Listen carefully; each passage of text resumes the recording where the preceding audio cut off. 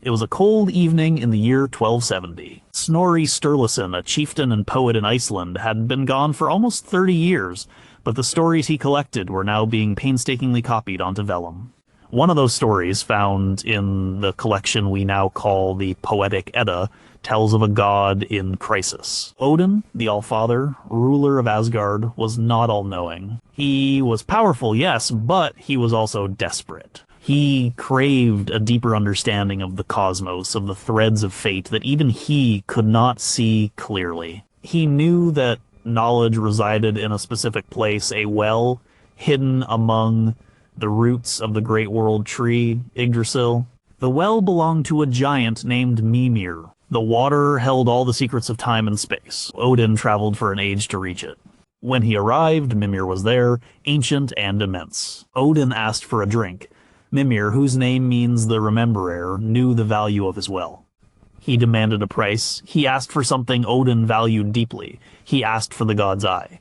Odin did not hesitate. He gouged out his own eye and dropped it into the deep water. Only then did Mimir fill the Gallarhorn and allow the one-eyed god to drink. That single act, that willing sacrifice of a part of himself for wisdom, is the real beginning of understanding these gods. They were not perfect, invulnerable superheroes. They were flawed, desperate, and they paid for everything they got. Number 25, Odin wasn't the king you think he was. The movies show Odin as a wise, benevolent king. A bit stern, maybe a little tired, but fundamentally a good ruler trying to keep the peace. He sits on his throne in a golden hall and dispenses justice. That image is mostly a modern invention. The Odin that the Norse people knew was a much more frightening and complicated figure.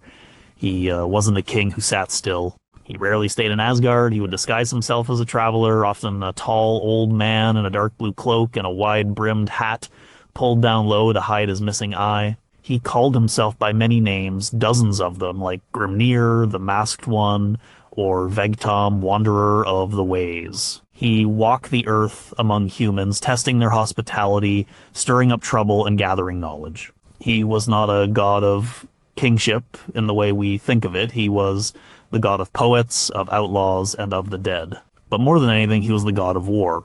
Not the honorable shield wall kind of war. That was more Tyr's domain. Odin was the god of the frenzy of battle, the ecstatic, terrifying madness that seizes a warrior. His chosen champions were the berserkers, fighters who worked themselves into a trance like fury, howling and biting their shields, seemingly immune to pain. And Odin would grant victory to one side and then, seemingly on a whim, take it away. He was a god of betrayal. He would raise up a hero, guide him for years, and then arrange for his death at the perfect moment so he could have another skilled warrior in his army for Ragnarok. He was obsessed with the final battle and would do anything, break any oath, to gain an advantage. He learned a dark and forbidden kind of magic called cider, which was considered unmanly for gods to practice. But Odin didn't care about honor when knowledge was at stake. He hung himself from the world tree for 9 days and 9 nights, pierced by his own spear, in a ritual death to learn the secrets of the runes. This wasn't a noble king. This was a driven, relentless, and dangerous shaman god, obsessed with knowledge and power at any cost. The people who worshipped him did so out of fear and respect, not love. They knew he was fickle and dangerous, a storm that could bring fortune or ruin with equal ease. The calm, stately Anthony Hopkins version is a comforting fiction. The real Odin was something far wilder and more terrifying. Number 24, Loki became a mother to an 8-legged horse. One of the strangest stories about Loki is completely ignored by the movies, and for good reason. It's bizarre. It doesn't fit the neat hero and villain dynamic. It shows just how fluid and chaotic Loki's nature truly was. The story begins shortly after Asgard was built. The god's home was new, but it lacked one crucial thing: a defensive wall. One day, a mysterious builder arrived. He was a giant in disguise, and he made the gods an offer. He said he could build an impenetrable wall around all of Asgard in just 3 seasons. If he succeeded, his price would be the sun, the moon, and the hand of the goddess Freyja in marriage. The gods were outraged, but Loki, ever the schemer, saw a way to get something for nothing. He convinced the gods to accept the deal, but with a seemingly impossible condition. The builder had to complete the wall in a single winter, with no help from any man. If even one stone was not in place by the first day of summer, the deal was off. The builder agreed on the condition that he could use his stallion Svadilfari to help him haul the massive stones. The gods, thinking it was still impossible, agreed. They were wrong. The stallion Svadilfari was no ordinary horse. He was immensely powerful and fast. He did the work of 10 horses hauling mountains of rock day and night. As the last days of winter approached, the gods panicked. The wall was nearly finished. The giant was going to succeed. They would lose the sun, the moon, and their beloved Freyja. They turned on Loki, blaming him for the terrible deal. They threatened him with a painful death if he didn't fix the mess he had created. Loki, terrified, promised he would find a way to sabotage the builder. That night, as the builder and Svadilfari went to fetch the final stones, Loki put his plan into action. He used his shape-shifting abilities and transformed himself into a beautiful mare. He trotted out of the woods and neighed at the stallion. Svadilfari, distracted, broke free from his harness and chased the mare into the forest. The builder chased after his horse, but they were gone. And he lost the whole night. The deadline passed, and the wall was not finished. The deal was broken. The gods were saved. When the builder realized he had been tricked, he flew into a giant's rage, revealing his true form. Thor, who had been away, conveniently returned at that moment and dealt with the giant in his usual way, with a single blow from his hammer. But the story wasn't over. Sometime later, Loki returned to Asgard. He was not alone. He led a small gray foal by a rope. The foal was strange. It had 8 legs. It was Sleipnir, the child of Loki the mare, and the stallion Svadilfari. Loki gave the horse to Odin. Sleipnir grew to become the greatest of all horses, able to gallop across the sky, over the sea, and even to the land of the dead. Odin would ride him into his final battle at Ragnarok. The movies never touch this, because it shows Loki in a way they can't handle. He wasn't just a trickster, he was a being of pure chaos, unbound by gender or form, who would literally give birth to a monster to solve a problem. Number 23, Thor once dressed as a bride to get his hammer back. The Thor of the movies is the epitome of stoic masculinity.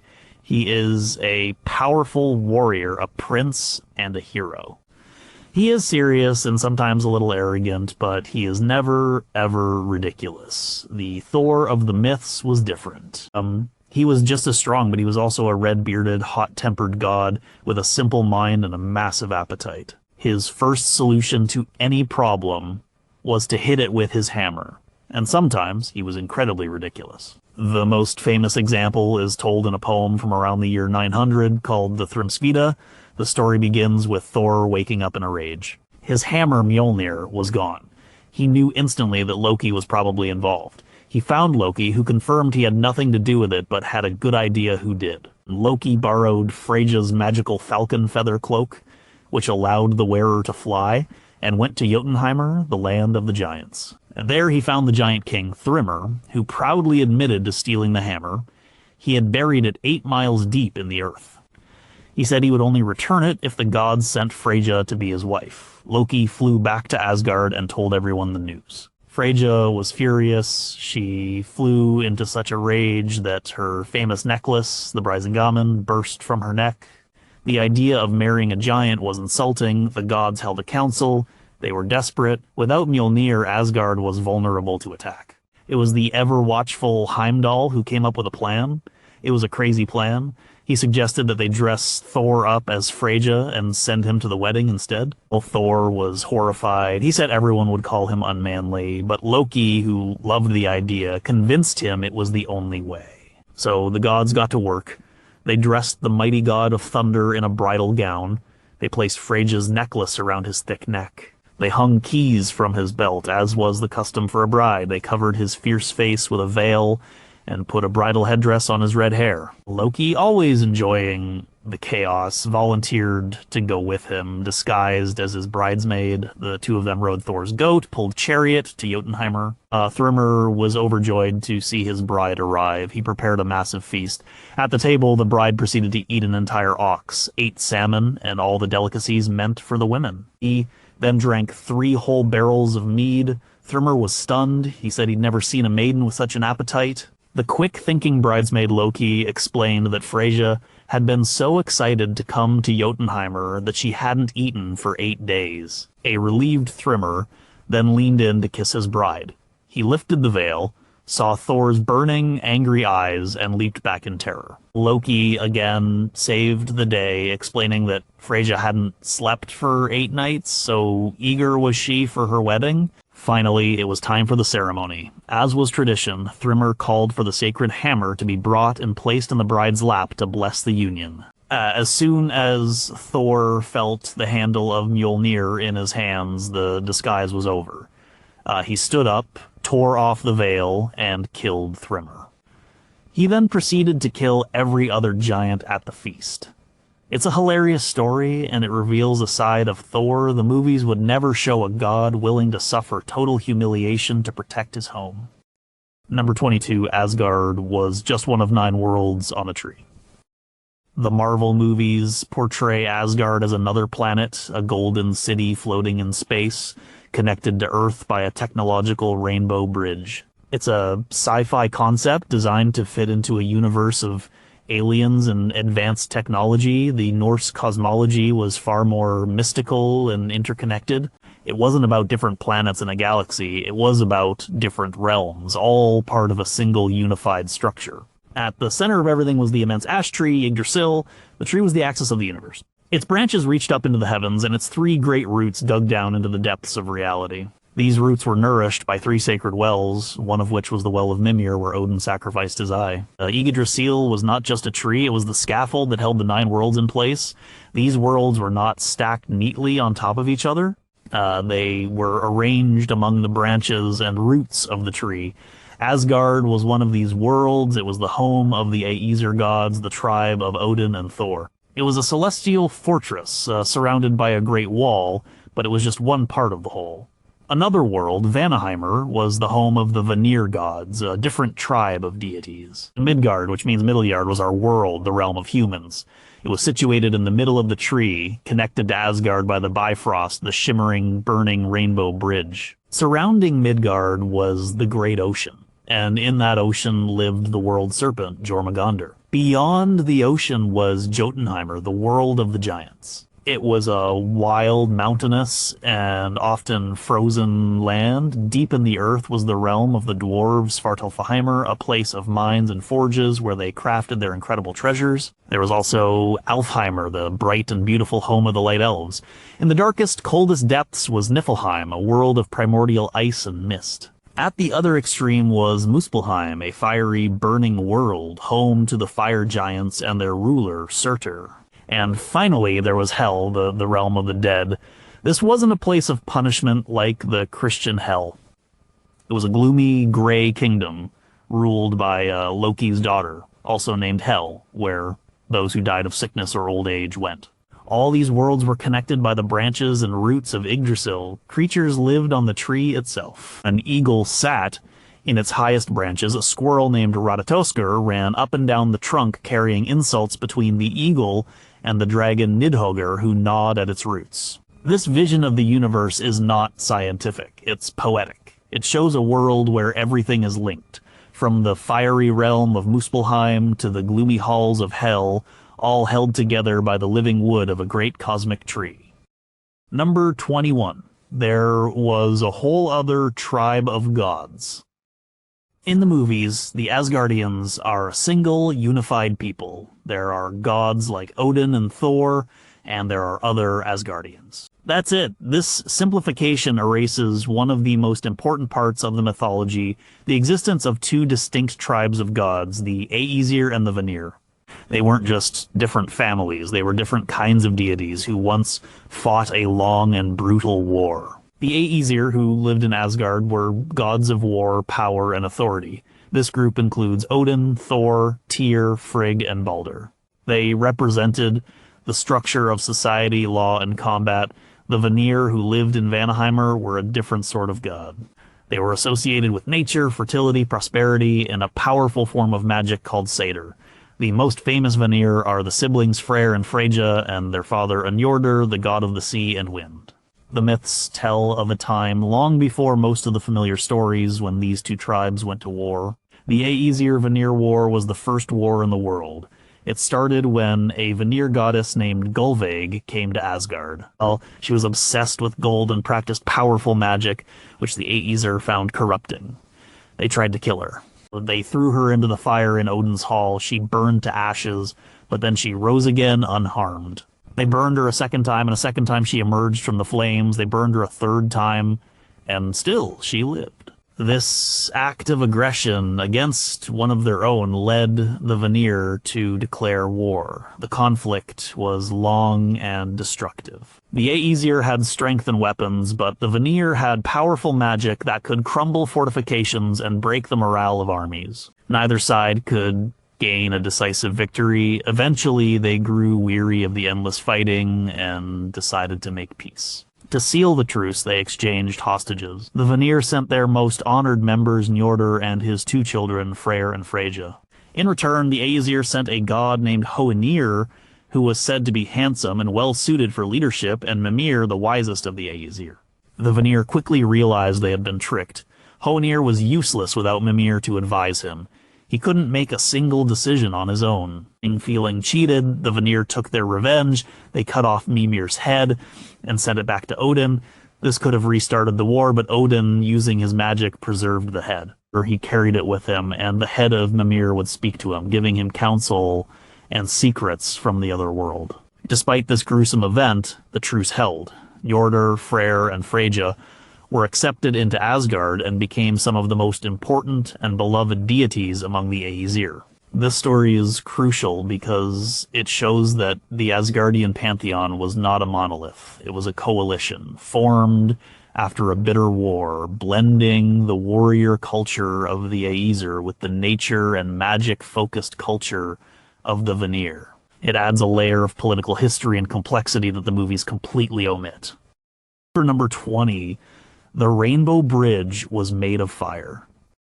The Bifrost Bridge in the Marvel films is a beautiful crystalline structure operated by a complex device that Heimdall controls with a sword key. It's a piece of advanced technology that generates a wormhole, allowing for interstellar travel. It can be shattered and rebuilt. The Bifrost of the myths was stranger, more magical, and far more dangerous. It was not a solid object. It was a shimmering, trembling bridge made of 3 interwoven beams of color red, blue, and green. It looked like a rainbow arching across the sky, connecting Midgard, the world of humans, to Asgard, the home of the gods. But it wasn't just light.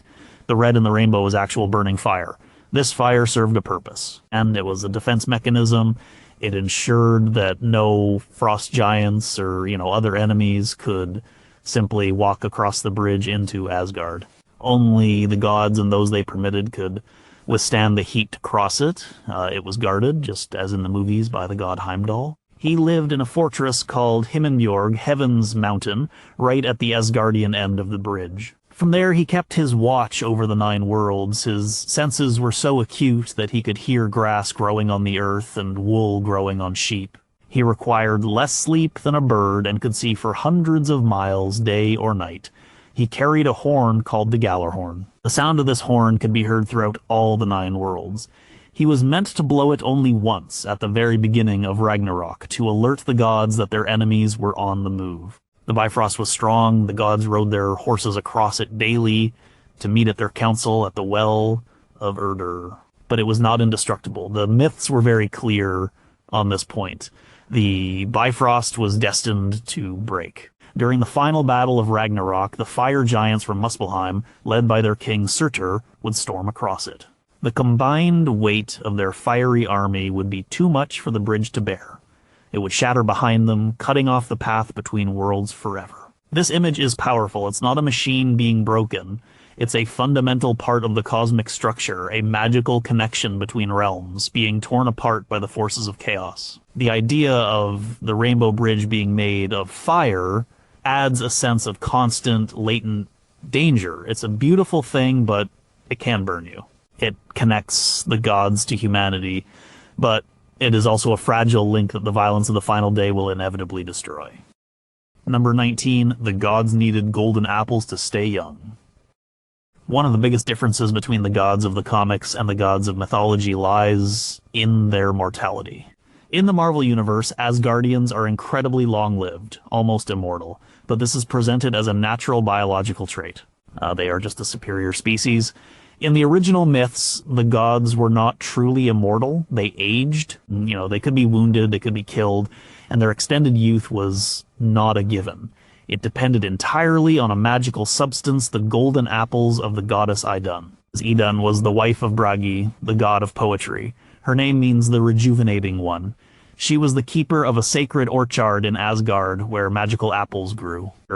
These apples were not just food, they were the source of the gods' eternal youth and vitality. Whenever the gods felt themselves growing old and weary, they would go to Idun, and she would give them one of her apples to eat. The fruit would instantly restore their youth and strength. Without these apples, they would wither and age just like mortals. This made Idun and her apples incredibly important. In fact, she was arguably one of the most vital beings in Asgard. The gods' entire existence depended on her. One story highlights this vulnerability perfectly. It begins with Odin, Loki, and Vanir traveling through the world. They were hungry and killed an ox to roast, but no matter how long they cooked it, the meat would not brown. They looked up and saw a great eagle sitting in a tree above them. The eagle told them it was his magic that kept the meat from cooking. He would lift the spell if they let him have his fill of the ox first. The gods agreed. The eagle then swooped down and ate the best parts of the animal. Loki, angered by the eagle's greed, grabbed a long branch and tried to hit it, but the eagle was actually the giant Chazi in disguise. The branch magically stuck to the eagle's back, and Loki's hands stuck to the branch. The giant flew off, with Loki dangling helplessly behind him, being dragged over rocks and trees. Loki begged for his life. Chazi agreed to let him go on one condition: Loki had to lure the goddess Idun and her apples out of Asgard. Loki, as always, agreed to save his own skin. He returned to Asgard and went to Idun. He told her he had discovered some amazing apples growing in a forest just outside Asgard's walls, and that she should bring her own apples to compare them. The trusting Idun followed him out of the safety of Asgard. As soon as she was in the open, the giant Chazi swooped down in his eagle form, seized her and her apples, and flew away to his home in Jotunheimer. The effect on the gods was immediate and disastrous. Without the apples, they began to age. Their hair turned gray, their skin wrinkled, and their strength faded. They became old and feeble. When they realized Idun was missing, they held a council and soon figured out she was last seen with Loki. They seized him and threatened him with death unless he brought Idun back. Terrified, Loki borrowed Freyja's falcon cloak, flew to Jotunheimer, and found Idun. He used magic to turn her into a nut, so he could carry her in his talons, and flew as fast as he could back toward Asgard. Chazi, realizing what had happened, turned back into an eagle and gave chase. The aged gods watched from the walls of Asgard as the falcon carrying the nut desperately tried to outfly the giant eagle. Just as Loki reached the walls, the gods lit a massive fire they had prepared. Loki swooped over the flames, but the pursuing eagle could not stop in time. He flew into the fire, his feathers were incinerated, and he fell to the ground where the gods killed him. Idun was safe, and with her apples, the gods restored their youth.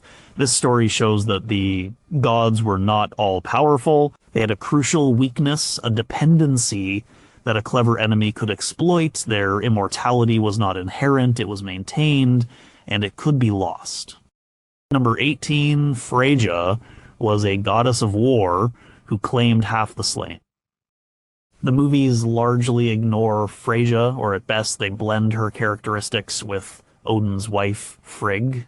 This is a huge disservice to one of the most powerful and complex goddesses in the entire pantheon. Freyja was not just a goddess of love and beauty. She was a fierce and formidable deity in her own right. She was a Vanir goddess, the sister of Freyr. When she came to Asgard as part of the truce after the Æsir-Vanir War, she brought with her the practice of cider, a powerful and prophetic form of magic.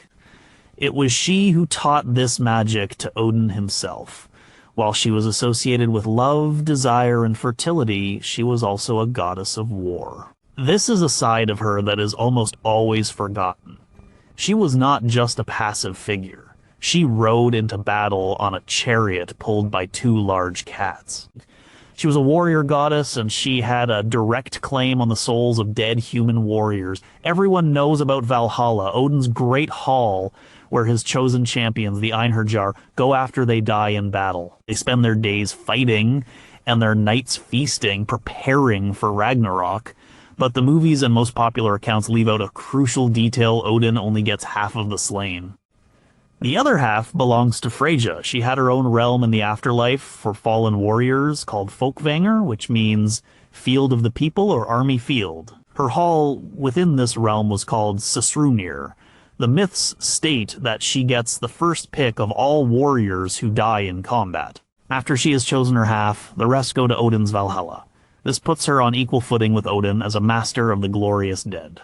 It implies that her army in the afterlife was just as important, just as prestigious as Odin's. The reasons for this division are not clearly explained in the surviving texts, but it shows her immense power and status. She wasn't just Odin's equal in magic, she was his rival in claiming the souls of humanity's greatest fighters. Freyja also possessed 2 of the most famous treasures of the gods. One was her falcon feather cloak, which allowed the wearer to fly and was frequently borrowed by other gods, especially Loki. The other was her necklace, the Brising Amen. It was a stunning piece of jewelry forged by 4 dwarves.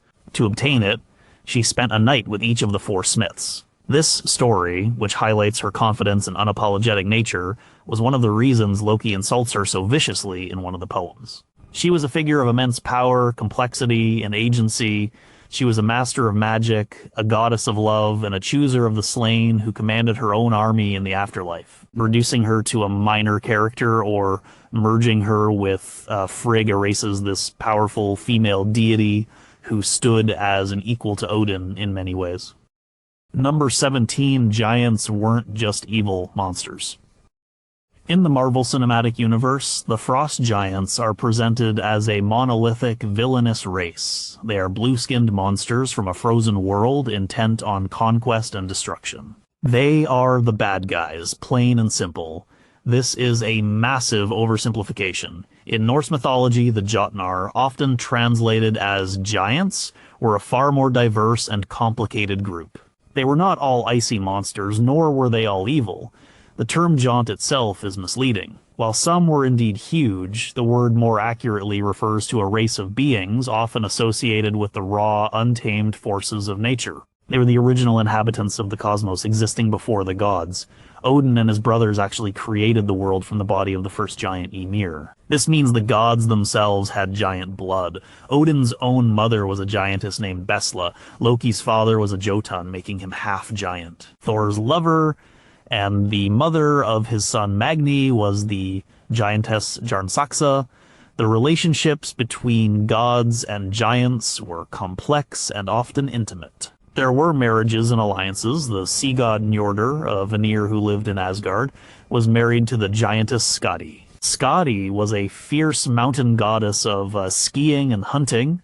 She came to Asgard seeking revenge for the death of her father, Chazi, the giant who kidnapped Idun. To appease her, the gods offered her a husband from among them, but she had to choose him by looking only at their feet. She chose the most beautiful feet, thinking they must belong to the handsome god Balder, but they actually belonged to the sea god Njordr. Their marriage didn't last, as she hated the sea and he hated the mountains, but it shows that such unions were possible. The giants were not just brutish thugs. Many were described as incredibly beautiful. Many were also exceptionally wise. Odin traveled to Jotunheimr multiple times, not to fight, but to seek knowledge from wise giants like Vafthrûdnir and Mimir. The giants represented the chaos of nature, a force that could be destructive, but was also a source of wisdom and power. They were the force against which the gods defined themselves, but they were also their ancestors, their lovers, their rivals, and sometimes their intellectual equals. Thor was their greatest enemy, and he killed many of them, but this was more about him being a protector of Order Asgard and Midgard against the forces of chaos, rather than a simple good guy fighting bad guys. The giants were a necessary part of the cosmic balance, and their complete villainization in modern adaptations loses all of this fascinating nuance. Number 16, Hela, was Loki's daughter, and her realm wasn't so bad. The movie Thor Ragnarok introduced Hela as Thor's long-lost, all-powerful older sister. She was Odin's firstborn, his executioner, who became too ambitious and was banished. Her return signals the destruction of Asgard. This is a complete rewrite of the character for cinematic effect. The Hela of the myths, or more accurately Hel, was not Odin's daughter. She was one of the 3 monstrous children of Loki and the giantess Angerboda, the bringer of sorrow. Her siblings were the great wolf Fenrir and the world serpent Jormungandr. When the gods learned of these 3 children being raised in Jotunheimr, they became fearful. Its prophecies foretold that these children would bring about great disaster. So Odin had them brought to Asgard. He dealt with each of them differently. He threw Jormungandr into the ocean surrounding Midgard, where the serpent grew so large it could encircle the entire world and bite its own tail. He had Fenrir bound in magical chains, and Hel he cast down into the depths of Niflheim, the world of mist. He gave her authority over that realm and all who died of sickness or old age. She was to be the queen of the dishonorable dead. Her appearance was terrifying. One half of her body was that of a beautiful woman, while the other half was that of a rotting corpse, blue or black in color. Her expression was said to be perpetually downcast and gloomy. Her kingdom, also called Hell, was not the fiery pit of eternal punishment that Christian tradition associates with the word hell. It was more of a gray, cold, and miserable place. It was surrounded by a river that was impossible to cross, guarded by a monstrous hound named Garmr, and its gates were barred. It was a place of shadows and mist. But it was not a place of torture. It was simply the destination for souls who did not die a heroic death in battle. It was the end of the road for the vast majority of people. Hel herself was not actively malevolent in the way the movie villain is. She was a grim and implacable ruler of her domain, but she wasn't bent on cosmic conquest. Her primary role in the myths comes into focus with the death of the god Baldur. When the beloved Baldur is killed through Loki's schemes, the gods are heartbroken. Odin's son Hermodr rides the 8-legged horse Sleipnir down to Hel to beg the goddess to release Baldur. So Hel agrees, but only on one condition: that every single thing in all the 9 worlds, living and dead, must weep for Baldur to prove he was so beloved. Everything did weep, except for one old giantess in a cave, who was Loki in disguise. Because of this one refusal, the condition was not met, and Hel kept Baldur in her realm. She was a stickler for the rules of her domain. During Ragnarok, she plays her part. She leads an army of the dead from her realm, sailing in a ship made from the fingernails and toenails of corpses to fight against the gods. But her role is that of a warden of the dead, fulfilling her destiny, not a vengeful sister seeking to conquer Asgard. The MCU created a powerful villain, but in doing so, they erased the mythological Hel's direct connection to Loki and her more nuanced role as the grim sovereign of the underworld. Number 15, Tyr, was the god who truly understood sacrifice. In the Marvel movies, Thor's main companions are the Warriors 3 and Sif. Tyr makes a very brief appearance in Thor the Dark World as the commander of the Einherjar, and he is killed off-screen. This is a tragic reduction of one of the most important and honorable gods in the Norse pantheon. In the early Germanic period before Odin's popularity surged during the Viking Age, Tyr was possibly the chief god. He was the original god of war, but also the god of law, justice, and oaths. While Thor was the god of brutal, thundering combat, Tyr represented the strategic and legal aspects of warfare, the rules of engagement, and the sanctity of a sworn promise. His greatness is defined not by his power in battle, but by a single act of incredible sacrifice, an act that saved all the gods but cost him dearly. The story revolves around Fenrir, the monstrous wolf son of Loki. When Fenrir was just a pup, the gods brought him to Asgard, but he grew at an alarming rate, becoming larger and fiercer every day. The prophecies said a great wolf would kill Odin at Ragnarok, and the gods knew Fenrir was that wolf. They decided they had to bind him. They tried twice with chains of iron, but Fenrir shattered them with ease. The gods were terrified. They went to the dwarves of Svartalfheimr and asked them to forge a chain that could not be broken. The dwarves created a fetter that looked like a smooth, silken ribbon. It was called Gleipnir. It was made from 6 impossible things: the sound of a cat's footfall, the beard of a woman, the roots of a mountain, the sinews of a bear, the breath of a fish, and the spittle of a bird. The gods took this magical ribbon to Fenrir and challenged him to break it, pretending it was just a game to test his strength. But the wolf was no fool. He was suspicious of the thin ribbon after breaking thick iron chains. He sensed trickery. He refused to be bound unless one of the gods would place their hand in his mouth as a pledge of good faith. If the gods were tricking him, he would bite the hand off. The gods looked at each other. None of them were willing to make such a sacrifice. Odin, Thor, all the mighty Æsir stayed silent. They knew the ribbon would hold, and the hand would be lost. Only one god stepped forward, Tyr. The god of justice and oaths understood that for the binding to be lawful, for the pledge to be honored, the price had to be paid. He placed his right hand, his sword hand, into the giant wolf's mouth. The other gods then wrapped the silken ribbon around Fenrir.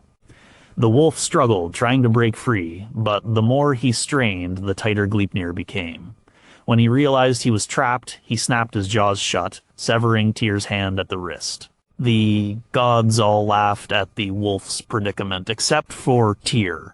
He had lost his hand, but he had done so willingly to protect the gods from their greatest threat.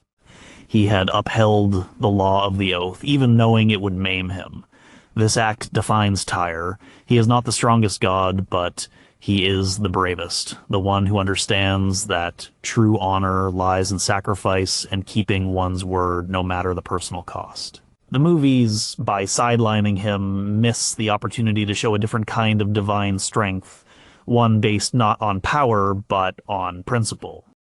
Number 14, Loki and Odin were blood brothers. The core of the relationship between Thor and Loki in the Marvel movies is their brotherhood. Loki is the adopted younger brother, the mischievous outsider resentful of the golden-haired hero. Their entire dynamic, from rivalry to reluctant alliance, is built on this fraternal foundation. This is perhaps the single biggest and most impactful change the movies made to the source material. In the myths, Loki was not Thor's brother. He was not Odin's adopted son. Loki's connection to the Æsir was far stranger and more profound. He was Odin's blood brother. The surviving texts are a bit murky on how this happened, but one poem, the Lokasenna, makes it explicit. In this poem, Loki crashes a feast held by the gods and begins insulting each of them in turn. When Thor is about to silence him, Loki reminds Odin of their past. He says, "Do you remember, Odin, when in days of old we two blended our blood together? You said you would never taste ale unless it were brought to both of us." In this oath, the act of becoming blood brothers was one of the most sacred bonds a man in the Viking Age could make. It made two people kin, with all the responsibilities and loyalties that implied. This changes everything. Loki isn't an outsider who was brought in. He is tied directly to the chief of the gods by the most solemn of pacts. This makes his presence in Asgard and his eventual betrayal much more complicated. He is not a resentful son acting out against his father. He is a brother breaking a sacred vow. It also helps explain why the gods tolerated Loki's behavior for so long. He wasn't just some guest who had overstayed his welcome. He was family to the All-Father himself. His pranks, his deceptions, his chaos, they were all part of a package that Odin had, for some reason, bound himself to. Loki's parentage is also important. His father was the Jotun Farbauti, and his mother was Laufey, whose origins are unclear but is sometimes called an Asinja, a goddess. This makes Loki a being who walks the line between the worlds of the gods and the giants. He is the ultimate insider and the ultimate outsider at the same time. His bond with Odin places him at the very heart of the Æsir's power structure, while his giant blood connects him to the forces of chaos that will eventually destroy them. This blood-brother relationship with Odin is a far more interesting and tragic dynamic than the simple sibling rivalry with Thor. It paints a picture of two powerful magical beings, one of order and one of chaos, bound together by an ancient oath that one of them will ultimately betray, leading to the ruin of them all. Number 13, Ragnarok was a prophecy the gods helped fulfill. In Thor Ragnarok, the event is triggered by Hela's return and is essentially the destruction of the planet Asgard. The heroes escape, and it's treated as the end of a place, but the beginning of a new future for their people. The mythological Ragnarok was much grander, more terrifying, and more poignant.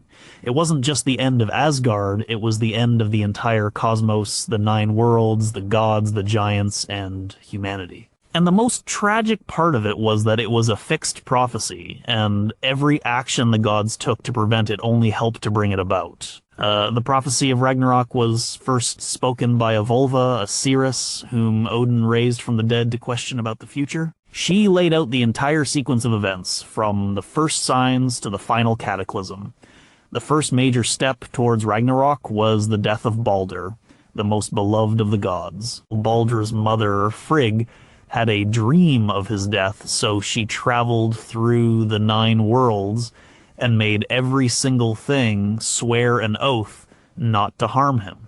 Fire, water, iron, stone, plants, animals, they all swore. The only thing she did not ask was the mistletoe, thinking it too young and harmless to matter. The gods found this hilarious. They made a game of throwing things at Balder, and nothing could hurt him. Loki, consumed by jealousy, disguised himself and tricked Frigg into revealing the one weakness. He then fashioned a dart from mistletoe and gave it to Balder's blind brother Hoder, guiding his hand to throw it.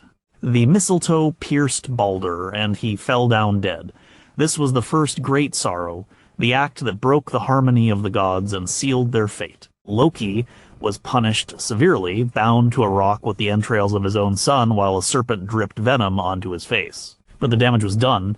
The gods' attempts to control Loki's other children also backfired. They bound the wolf Fenrir out of fear that he would kill Odin.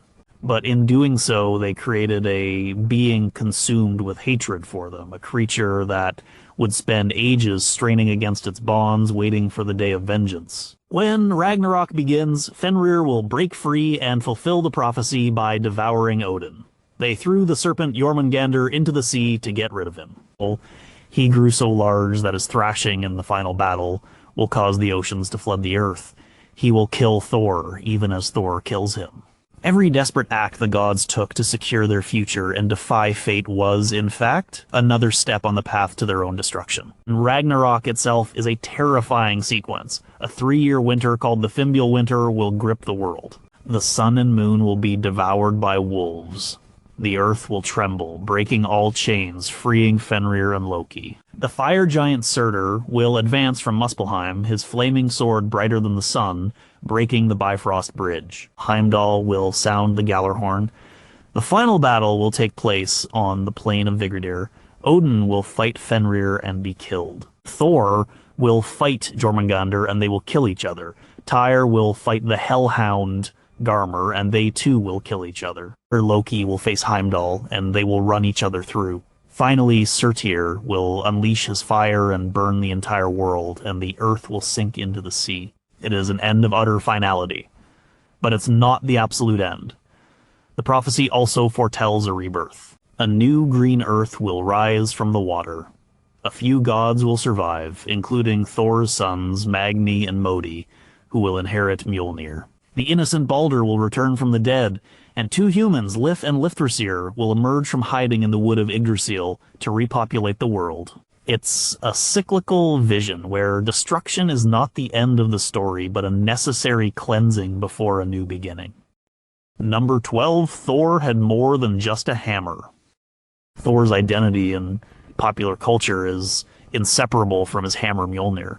The movies emphasize this, making the hammer the source of many of his powers and a symbol of his worthiness. While Mjolnir was certainly Thor's primary weapon and most famous possession, it wasn't his only magical item.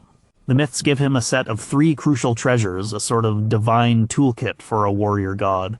The first, of course, was the hammer Mjolnir. Its creation story is a testament to Loki's mischief. Loki, in a playful mood, cut off all of the goddess Sif's beautiful golden hair. Thor was enraged and threatened to break every bone in Loki's body. To save himself, Loki promised to go to the dwarves and get them to craft a new head of hair for Sif, made of pure gold, that would grow like real hair. While he was there, he made a bet with 2 dwarven brothers, Brokkr and Sindri, that they couldn't make 3 treasures more magnificent than the ones other dwarves had made, which included the golden hair and a magical ship. Brokkr and Sindri accepted the bet. During their work, Loki, in the form of a fly, repeatedly bit Brokkr to distract him as he worked the bellows. They still managed to create a golden bristled boar, a magical ring that multiplied itself, and the hammer.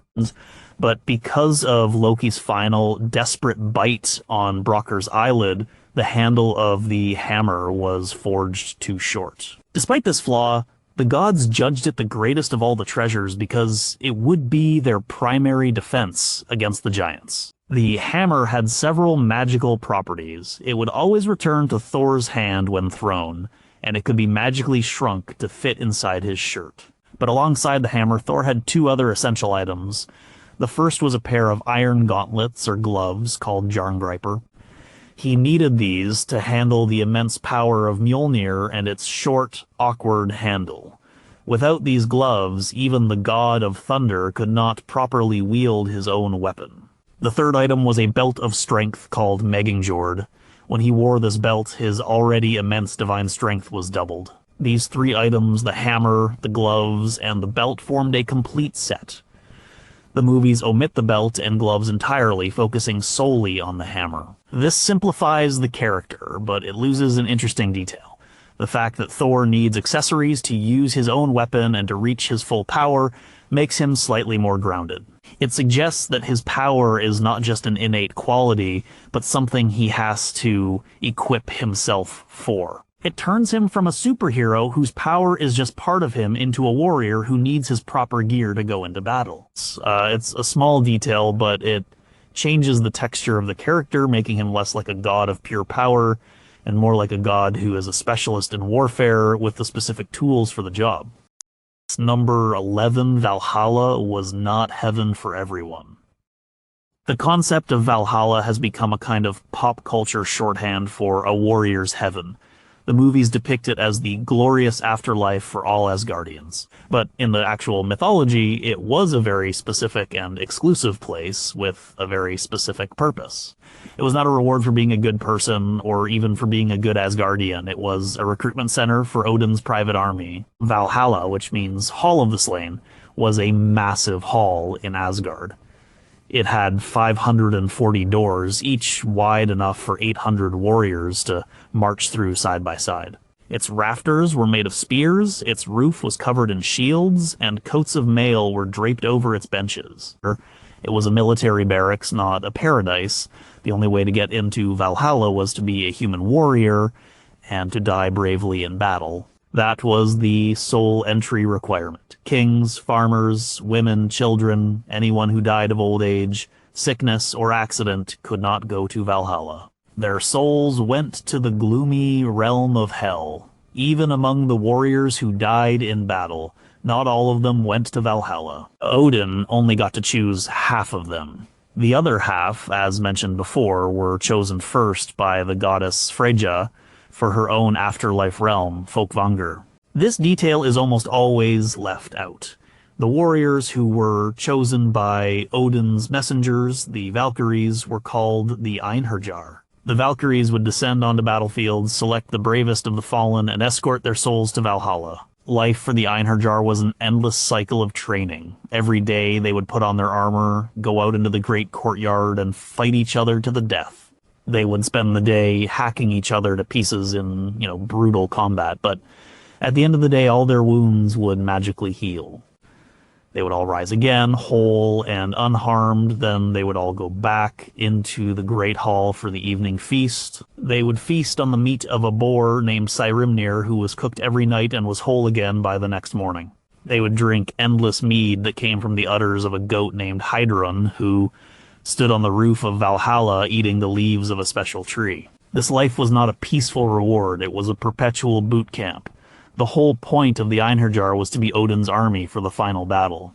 When Heimdall sounded the Gjallarhorn to signal the start of Ragnarok, the 432,000 warriors of Valhalla, 800 from each of the 540 doors, would march out to fight alongside the gods against the giants and monsters.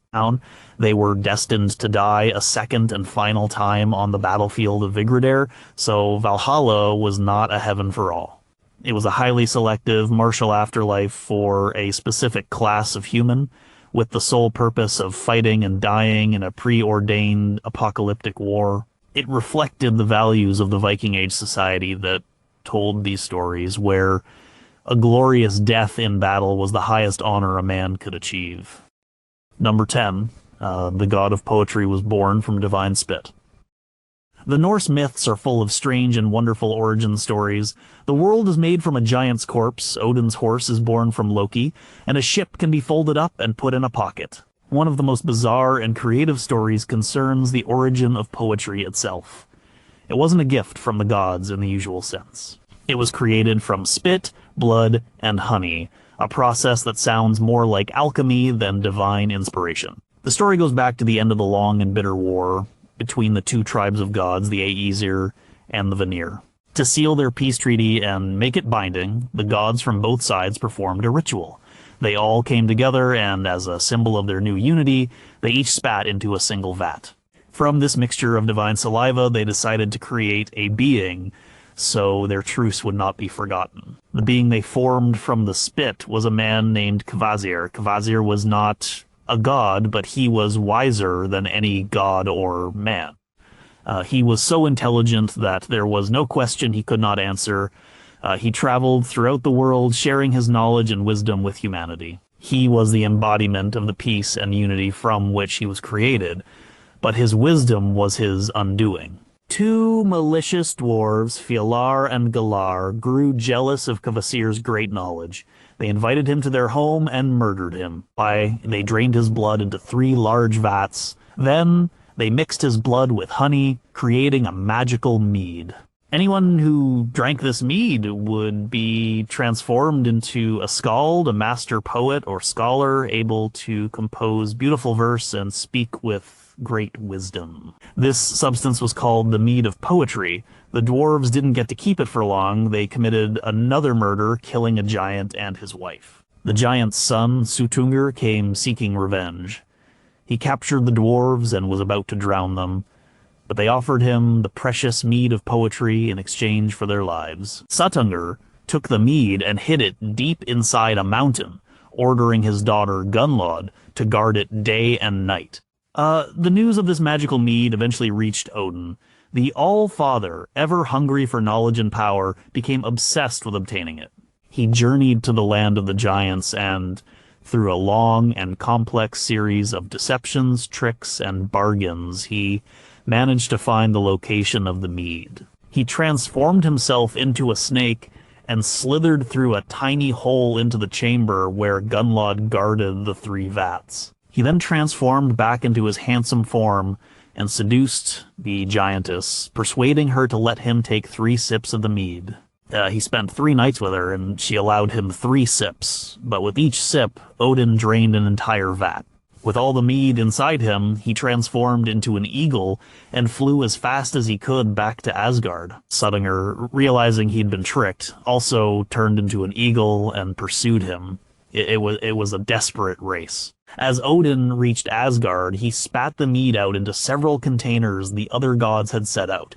In his haste, he spilled a few drops, which fell down to Midgard. This small, spilled portion is said to be the source of all the bad poets and hacks in the world.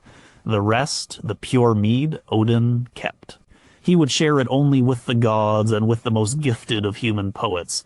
This story is incredible.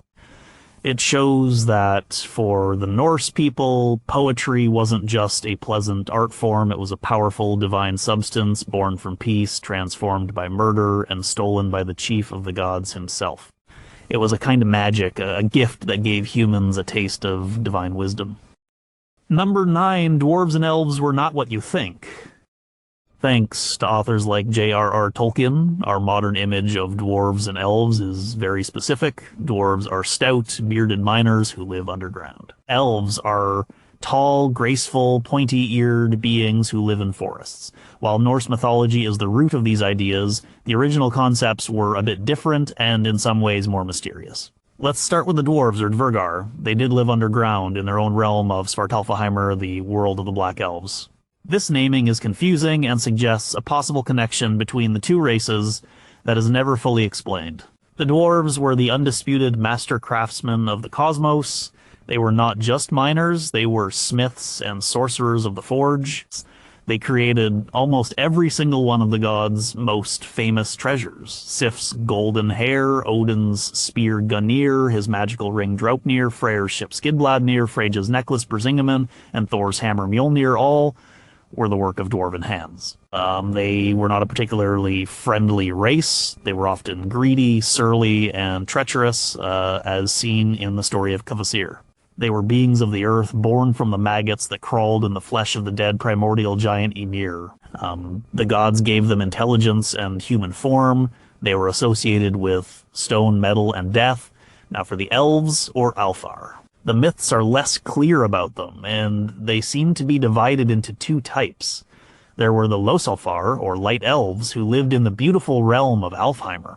This realm was ruled by the Vanir god Freyr. The light elves were described as being fairer than the sun to look at. They were likely benevolent beings, associated with the sky, light, and beauty. Then there were the Dokafar, or dark elves. This is where it gets confusing. The Prose Edda, written by Snorri Sturluson in the 13th century, says they lived underground and were blacker than pitch. Snorri also equates their home, Svartalfheimr, with the home of the dwarves. This has led many scholars to believe that dark elves might just be another name for the dwarves. The two may have been the same beings originally, or at least closely related. Elves were also seen as powerful, supernatural beings that could interact with humans.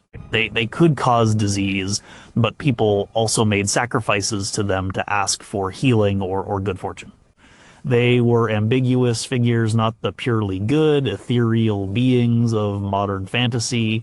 They were more like powerful nature spirits, beings you respected and were a little bit afraid of. So the Norse dwarves were the ultimate craftsmen, born from death and decay, and the elves were a split race of beautiful, luminous beings of the sky and mysterious, dark beings of the earth, who were likely the dwarves themselves. The clear-cut, Tolkien-esque distinction between the two races is a later refinement. The original myths present a murkier, more intertwined relationship between these non-human peoples. Number 8, Thor's goats were a reusable food source. Thor is famous for his hammer and his chariot. The movies show him flying, but in the myths, he most often traveled in a chariot pulled by 2 large male goats. This might seem less impressive than flying, but these were no ordinary goats. They had names... Tangrisnir Teeth Bearer, or Snarler, and Tongjoster Teeth Grinder, and they had a very special and rather gruesome magical property. They were a source of perpetual food. When Thor was on a long journey and needed to make a stop for the night, he had a clever way of providing a meal for himself and his hosts. He would slaughter his 2 goats and cook them in a pot. He and his companions would then eat the meat. However, he always gave one strict instruction: all of the bones must be carefully gathered and placed together on the goatskins, which were laid out on the floor. No bone was to be broken. The next morning, Thor would take his hammer, Mjolnir, and hold it over the pile of bones and skins. He would consecrate them, and in a flash of divine power, the goats would spring back to life, completely whole and unharmed, ready to pull his chariot again. This amazing ability is central to one of Thor's most famous stories. On a journey to Jotunheimr with Loki, Thor stopped for the night at the home of a poor peasant family. He slaughtered his goats as usual and invited the family to share the meal, reminding them not to break any of the bones. The family had a son named Jolfi and a daughter named Roskva.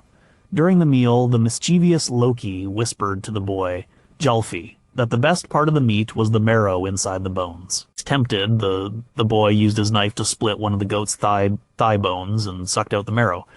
The next morning, Thor performed his ritual to resurrect the goats. One of the goats came back to life with a limp. It was lame in its hind leg. Thor flew into a terrifying rage. His knuckles went white on the handle of his hammer, and the peasant family was certain he was going to kill them all. They begged for their lives, offering anything they owned in return. Seeing their terror, Thor calmed down. As compensation for the injury to his goat, he took the two children, Thjalfi and Roskva, to be his servants. They would travel with him from that day forward. This story reveals a few things the movies miss. It shows Thor's connection to the common folk, as he often traveled through Midgard and interacted with humanity.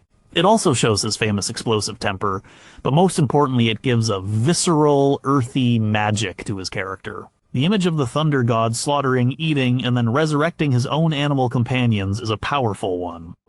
It's a cycle of death and rebirth on a small scale, a practical and brutal kind of magic that is a world away from the clean technological magic of the cinematic universe. Number 7. Odin's ravens were his spies. Odin, in the movies, is often seen on his throne in Asgard, but the real Odin, the wandering god, was an information addict. He gave up his eye for a drink from the well of wisdom. He hung himself to learn the runes. His quest for knowledge was endless because he knew that knowledge was power, and that it was the only way he could prepare for the inevitable doom of Ragnarok. To aid him in this constant intelligence gathering, he had two special agents who traveled the world for him every day, his ravens, Hugin and Munin. Their names are significant. Like, Hugin means thought, and Munin means memory, or mind. They were not just pets. They were extensions of Odin's own consciousness. Every morning at dawn, Odin would sit on his high throne, Lidskjalf, from which he could see everything that happened in all the 9 worlds. He would send Hugin and Munin out to fly across the cosmos. They would soar over Midgard, Jotunheimr, all the realms, observing everything. They saw every battle, heard every secret whispered, and witnessed every significant event. At the end of the day, they would return to Asgard. They would perch on Odin's shoulders and whisper into his ears all the news they had gathered. Through them, Odin knew what kings were plotting, what giants were scheming, and what his own gods were doing behind his back. He was the most well-informed being in the universe. One of the poems in the Poetic Edda, the Grimnismal, contains a verse where Odin speaks of his ravens. He says, Hugin and Munin fly each day over the spacious earth. I fear for Hugin that he may not return, but I fear more for Munin. This is a fascinating line. It reveals Odin's anxiety. He fears losing thought, but he fears losing memory even more. It shows his dependence on them. They were his eyes and ears across the world, but they were also a part of him. If they were lost, a part of his own mind, his ability to think and remember, would be lost with them. This image of the one-eyed god with his 2 ravens is one of the most iconic in all of Norse mythology. The ravens represent the power of the mind, the importance of information, and the restless nature of a god who could never be at peace because he was constantly trying to know everything, to see every possibility, and to hold back the tide of fate, even for a little while. The movies show the ravens, but they are just birds. In the myths, they were Odin's living, breathing intelligence network, the personification of his own far-reaching thoughts.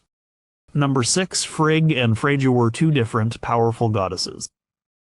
One of the great casualties of the simplification in the Marvel movies is the role of the major goddesses, where Odin's wife, Frigg, played by Renee Russo, is portrayed as a noble queen and a concerned mother. She has moments of strength, but she is largely defined by her relationship to Odin and Thor.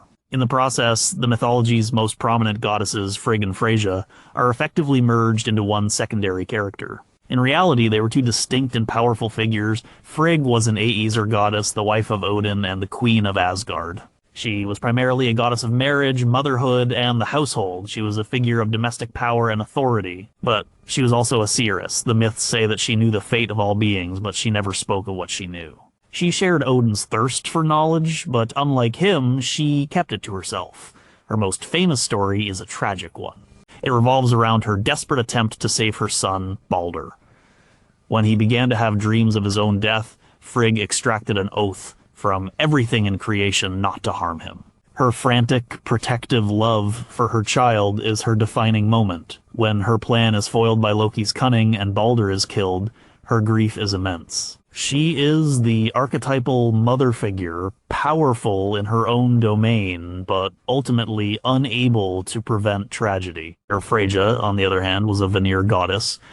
As we've seen, she was a goddess of love, beauty, and fertility, but also of war, death, and magic. While Frigg was the queen of Asgard, Freyja was a power unto herself. She taught Odin satyr. She took first pick of the slain warriors for her own hall, Folkvanger. She owned the Brisingamen necklace and a falcon cloak. She drove a chariot pulled by cats. She was a figure of passion, independence, and fierce power. The two goddesses were often confused, even in the Viking Age, because their names are similar and their domains sometimes overlapped. But their core functions were different. Frigg represented the stability of marriage and family within the established social order. Freyja represented the wilder, untamed forces of love, desire, magic, and war. One was the matriarch, the other was the independent warrior sorceress. By combining them, the movies lose this fascinating dichotomy. They lose the political dimension of the pantheon being a mix of Æsir and Vanir. They lose the idea that there were different models of female power in this mythological system. There was the power of the queen and mother, and there was the power of the independent goddess who answered to no one. Both were important, and erasing one to simplify the other leaves the story much poorer. Number 5. Loki's children were the architects of Ragnarok. In the movies, Loki's motivations are personal. He feels slighted, he wants a throne, he seeks his father's approval. His actions cause trouble, but he isn't the father of world-ending monsters. This is a dramatic departure from the myths, where Loki's most significant and terrifying role was that of a father. His children were not just characters, they were living, breathing instruments of prophecy destined to destroy the gods. With the giantess Angerboda in Jotunheimer, Loki had 3 children who were feared throughout the 9 worlds. The first was Fenrir, the Great Wolf. As we know, the gods bound him out of fear, but this act of containment only filled the wolf with an unquenchable rage. At Ragnarok, he will break his bonds. The myths describe him advancing with his lower jaw on the ground and his upper jaw scraping the sky, devouring everything in his path. He is the one who will kill Odin, the All-Father, swallowing him whole in the final battle. Odin's son, Vidar, will avenge his father by tearing the wolf's jaws apart. The second child was Jormungandr, the Midgard serpent. Cast into the sea as a baby, he grew to such an enormous size that he encircled the entire world of Midgard, holding his own tail in his mouth. He was the embodiment of the vast unknowable ocean. His very existence constrained the world. At Ragnarok, he will release his tail and rise from the sea, thrashing onto the land and poisoning the sky and water with his venom. His prophesied enemy was Thor. The two were destined to meet in a final cataclysmic battle. Thor will succeed in killing the great serpent with a blow from Mjolnir. But as the serpent dies, it will spray Thor with so much of its deadly venom that the thunder god will take only 9 steps before falling down dead himself. The third child was Hel, the queen of the dead. Banished to the underworld, she became the ruler of all who died ingloriously. While not a direct combatant in the same way as her brothers, she plays a crucial role. At Ragnarok, she will lead the armies of the dead out of her realm. They will sail to the final battle in a ship called Nagfar, made from the uncut fingernails and toenails of the dead, a gruesome detail that emphasized the importance of proper burial rites. Loki himself will pilot this ship. So the three key antagonists who kill the two most powerful gods, Odin and Thor, are Loki's children. And the army of the dead is led by his daughter. His legacy is not just chaos and mischief, it is the physical embodiment of the forces that will tear the world apart. You know, he didn't just help cause Ragnarok, he fathered it. This makes his character far more central and cosmically significant than the troubled younger brother portrayed on screen. He is the progenitor of the apocalypse. Number 4, Baldur's death was the real beginning of the end. While the movie Thor Ragnarok uses the title, the actual trigger for the end of days is the arrival of Hela. The mythological trigger was far more personal, more tragic, and it came from within the family of the gods themselves. The true beginning of the Fimbulwinter, the first note in the funeral dirge of the gods, was the death of Baldur. Baldur was the son of Odin and Frigg. He was the god of light, beauty, and purity. He was so handsome and so good that a light was said to shine from him. He was beloved by everyone and everything in all the 9 worlds. He was the personification of the joy and harmony of the gods. As long as Baldur lived, Asgard was safe. His death, therefore, was not just a family tragedy, it was a cosmic one. It represented the first successful intrusion of death and darkness into the blessed realm of the gods. As mentioned before, the story of his death is a masterpiece of Loki's cruelty. After tricking Frigg into revealing Baldur's one weakness, the mistletoe, Loki finds the blind god Hodor standing off to the side, not participating in the game of throwing things at the invulnerable Baldur. Loki asks why he isn't honoring his brother. Hodor says he is blind and has no weapon. Loki gives him the mistletoe dart and says, "I will guide your hand." And Hodor throws it, and Baldur falls down dead. The joy in Asgard turns to stunned silence, then to a wail of grief so profound that it shakes the foundations of the 9 worlds. The gods cannot even speak. They are so overcome with sorrow. This act is the point of no return. It's what transforms Loki from a mischievous trickster into a truly evil being in the eyes of the other gods. It's the crime for which there can be no forgiveness. The gods' attempt to retrieve Baldur from hell fails because of Loki's final act of spite, refusing to weep for him while disguised as a giantess. This failure seals Baldur's fate and the fate of the world. With light and purity trapped in the land of the dead, the world begins its slide into darkness. The bonds of kinship and law start to break down. This is what leads directly to the Fimbulwinter, the 3-year-long winter that heralds Ragnarok. Brothers will kill brothers and the world will be filled with violence. Baldur's death is the catalyst for everything that follows. It leads to Loki's punishment, where he is bound until the end of days. His eventual escape is one of the signs of Ragnarok.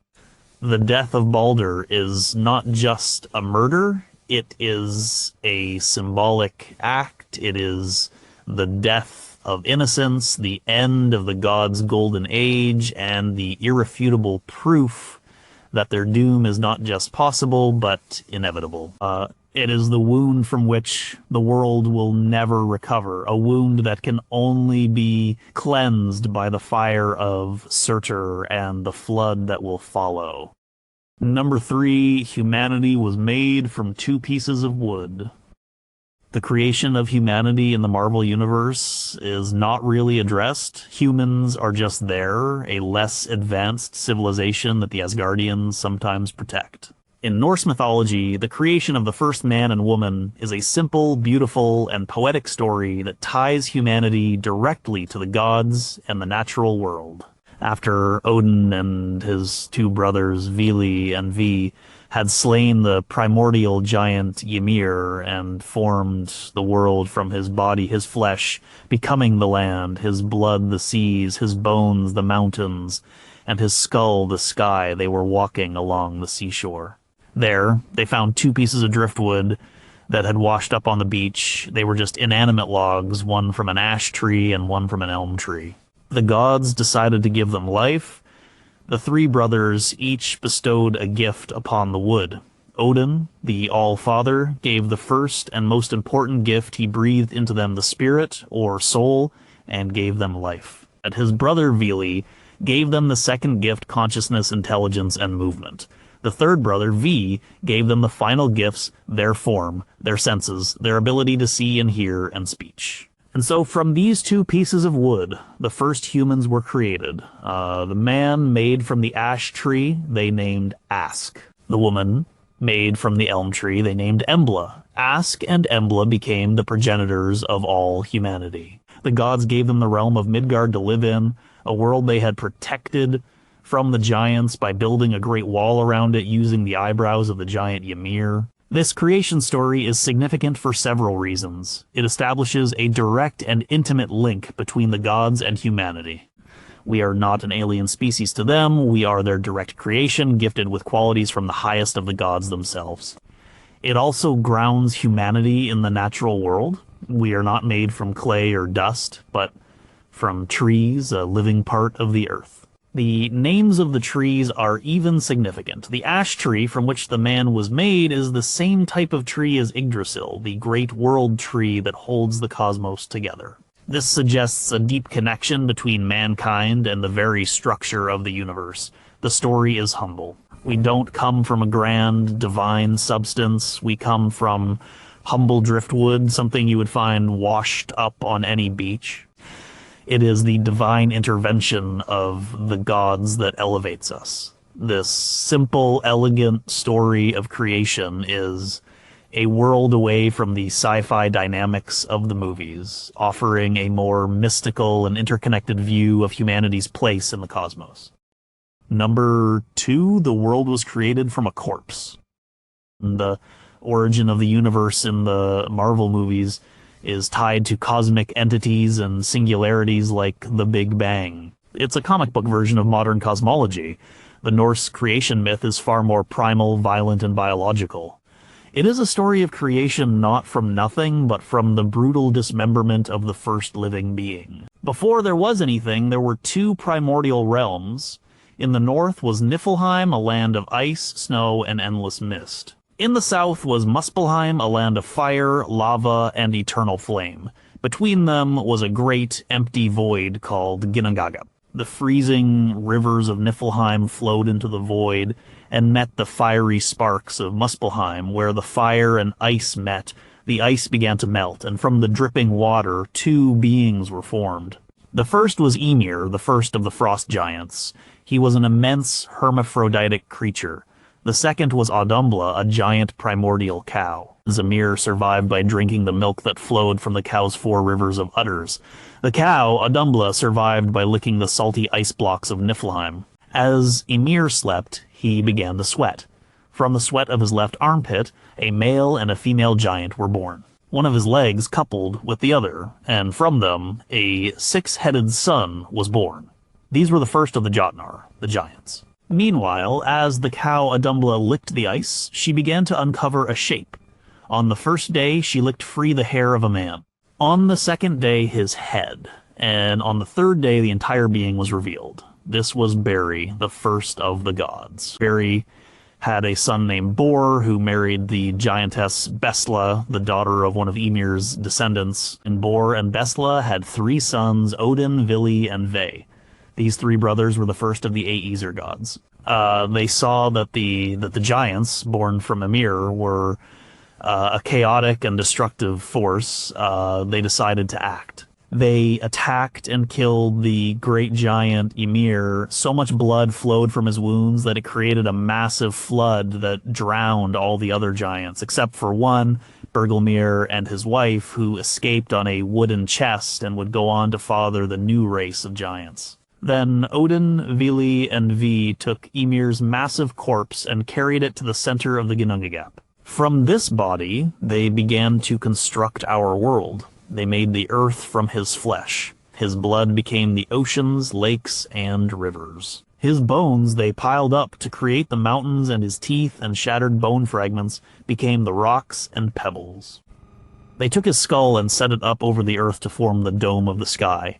They placed a glowing ember from Muspelheim in the sky to be the sun, and scattered other sparks to be the stars. They took Ymir's brain and tossed it into the air to become the clouds. Finally, they used his eyebrows to build a defensive wall around the central part of the earth, creating the realm they called Midgard, the future home of humanity. This is a brutal, visceral creation myth. It establishes the world not as a pristine creation, but as something born from death and violence. It also establishes the eternal conflict between the gods and the giants. The world the gods rule is literally made from the body of their ancestor, the first giant they ever killed. The giants, for their part, live in a world bordered by an ocean of their relatives' blood. This foundational act of violence sets the tone for the entire mythology, a world built on conflict, where the final, destructive battle of Ragnarok feels not like a possibility, but an inevitability. Number 1, Mjolnir was not about worthiness, it was about strength. The most iconic moment in the first Thor movie, and a central theme of the entire franchise, is the idea of being worthy to lift Mjolnir. Odin enchants the hammer so that whosoever holds this hammer, if he be worthy, shall possess the power of Thor. This creates drama, character arcs, and a powerful symbolic moment when Captain America is able to budget. It is a brilliant piece of storytelling for the screen, but it has absolutely no basis in the original Norse myths. In the myths, Mjolnir had no worthiness enchantment.